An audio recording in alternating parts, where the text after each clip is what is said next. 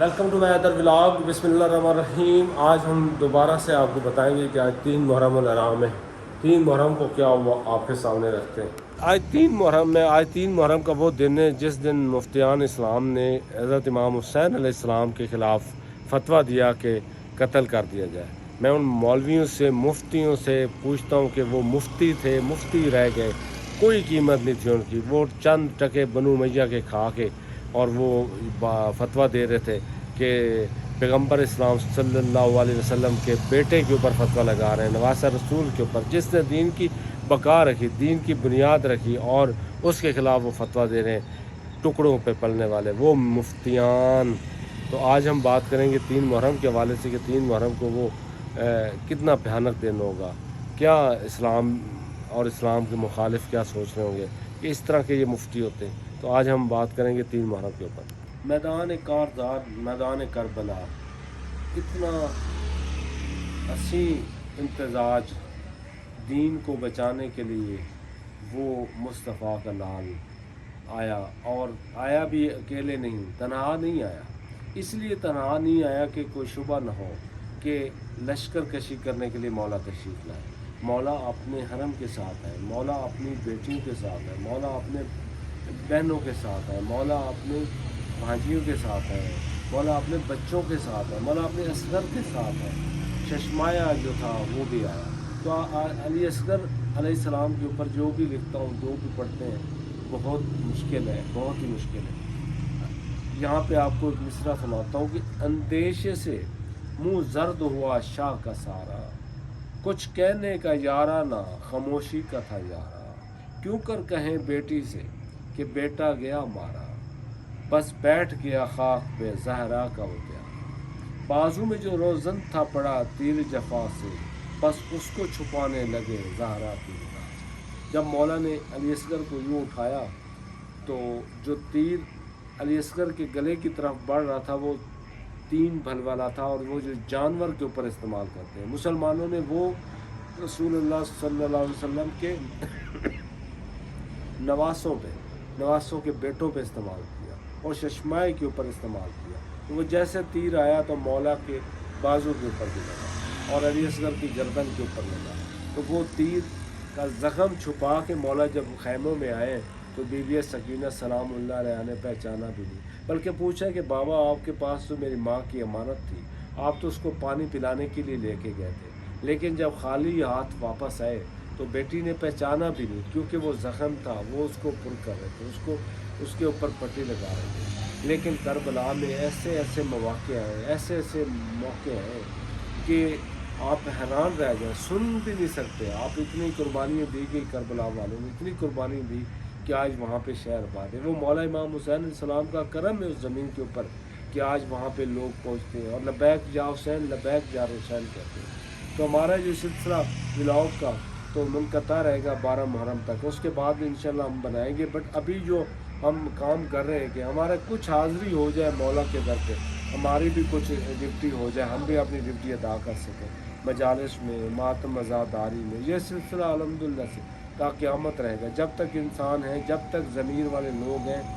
اب میں بڑا دیکھتا ہوں, بڑے قریب دیکھتا ہوں, لوگ کتنی روایتیں جھوٹی گھڑی ہوئی لے کے آ جاتے ہیں عزاداری کے خلاف. اور میرے خیال میں جنت کے سرداروں کے لیے تو یہی کافی ہے کہ آقا نامدار صلی اللہ علیہ وسلم رسول اعظم نے فرمایا کہ حسین اور حسن جنت کے سردار ہیں اور علی ان سے بھی بہتر ہے. تو میں سمجھتا ہوں کہ جو ان کی دشمنی لے کے مرے گا تو وہ خود اپنا انجام دیکھ لے.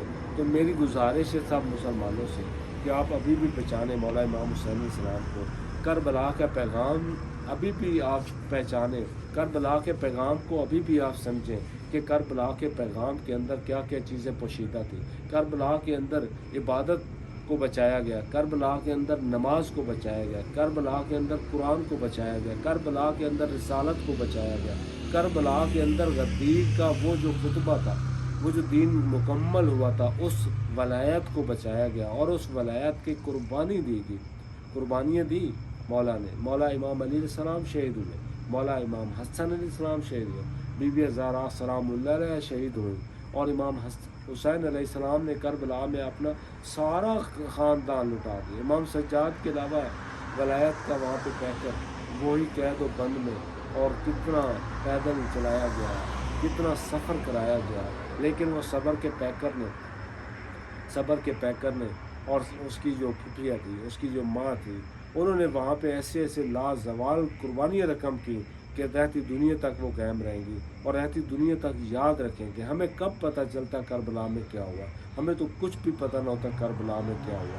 وہاں پہ کئی وارداتیں ہوتی ہیں، دنیا میں کئی واقعات رونما ہوتے ہیں، لیکن ہم دیکھتے ہیں کہ کربلا میں ایسی قربانی دی گئی کہ کربلا کی قربانی 1400 سال سے آج بھی الحمدللہ اسی طرح تازہ ہے۔ جیسے ماہ محرم کا چاند نظر آتا ہے تو ظالم کی شکست اور میرے مولا آقا امام علی مقام کی فتح کا نگارہ بجتا ہے، اور وہ فتح مبین ہے جو سمیٹی تھی میرے علی اصغر نے، وہ فتح مبین تھی جو علی اکبر نے سمیٹی، وہ فتح تھی جو شہزادہ قاسم نے سمیٹی، وہ فتح تھی جو مولا عباس نے بازو دے کر سمیٹی، وہ فتح تھی کہ جو حضرت علی کے 9 بیٹوں نے دے کر سنبھالی، اور سب سے بڑھ کر وہ فتح تھی جو شام کو فاتح شام نے فتح کر کے بتا دیا کہ ایک خاتون جو پراپر جس طرح اسلام کی آبیاری کر رہی ہے، جس طرح وہ ان کا گھرانہ تھا، اسی طرح بی بی سلام اللہ علیہ نے یزید کے دربار میں شکست دی، اور وہاں پہ نام لیوا لوگوں نے، جو نام لیوا تھے اسلام کے، جو نام لیوا تھے اپنے لالچ کے پیچھے سارا کام کیا، شہید کر ڈالا خانوادہ رسول کو، لیکن بیبیاں نے وہاں پہ ثابت قدم رہ کر وہاں پہ شکست دی یزید لعنتی کو، اور ملعون کو کہا کہ میں کامیاب ہوں، جو اس نے جو آیت تلاوت کی کہ عز و منتشا و ذل منتشا، تو بیبیاں نے کہا کہ یہ اپنے مطلب کے لیے آیت نہ پڑھو، کیونکہ آیت پڑھنے سے آپ کا یہ مطلب واضح نہیں ہوگا۔ تو الحمدللہ سے اذان ہونا شروع ہوئی، جب اذان ہوئی تو جب آیا اشہد ان محمد رسول اللہ، تو بیبیوں نے کہا رک، ابھی بتا کہ یہ تیرے نانے کا نام ہے یا میرے نانا کا نام ہے؟ جب میرے نانا کا نام ہے تو سمجھے کہ میں کامیاب ہو گیا، میرا حسین کامیاب ہو گیا، ہمارا مشن کامیاب ہو گیا، کیونکہ ہم گھبرانے والے نہیں۔ قرآن جس گھر میں اترا ہو، رسالت جس گھر میں اتری ہو، نبوت جس گھر میں اتری ہو، امامت جس گھر میں ہو، شہادت اسی گھر میں تھی، تو الحمدللہ انہوں نے وہ ثابت قدم رہ کے بتا دیا دنیا کو کہ ایک جو حق کے لیے کھڑے ہوتے ہیں، جو بہت زیادہ لوگوں اور ناحق کے ساتھ کھڑے ہوئے وہ ناکام ہوتے ہیں، جو حق کے ساتھ کھڑے ہوتے ہیں وہ تھوڑے بھی ہو تو کامیاب ہوتے ہیں۔ وہاں پہ دریا اپنی روانی سے چل رہا تھا، یہاں پہ پیاس اپنے بالکل عروج پر تھی، اتنی گرمی کی شدت میں، لیکن وہ لوگ پیاسے نہیں تھے، وہ دیدار مصطفیٰ کے پیاسے تھے، وہ دیدار مرتضیٰ کے پیاسے تھے، وہ جنت کے جو جام پی رہے تھے، وہ دریا میں جو پانی پیتے رہے وہ مر گئے، دریا سے جو فراغ سے پانی پیتے رہے وہ مر گئے، اور جو وہاں پہ پیاس برداشت کر رہے تھے وہ آج بھی زندہ اور پائندہ ہے، اور شہید ہمیشہ زندہ، اور وہ جنت میں۔ میں کہتا ہوں اس سے بڑی ان کے لیے کیا فضیلت سی، ماشاءاللہ ان کا آپ ذہن اور نظریہ چیک کریں، وہ نظریے کے لیے قربانی دے رہے تھے کہ ان کو آپ یہ دیکھیں کہ جنت کے سردار کے ساتھ کریں۔ دنیاوی سرداری کیا ہوتی ہے، دنیاوی حکومت چاشم کیا ہوتا ہے؟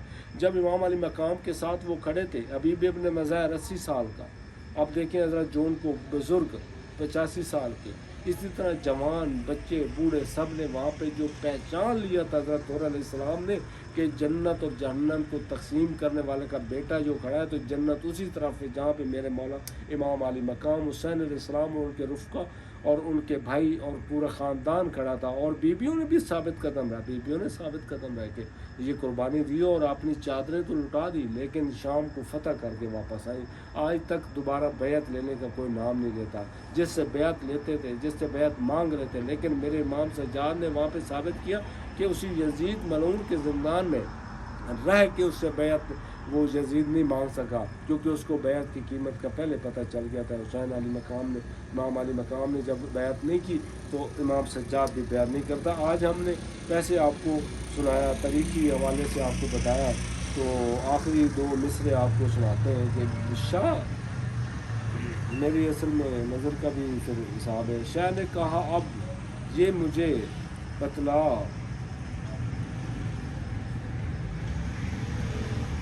شاہ نے کہا مجھے یہ بتلا میری جاں، کیا کرتی ہے خیمے میں تیری والدہ؟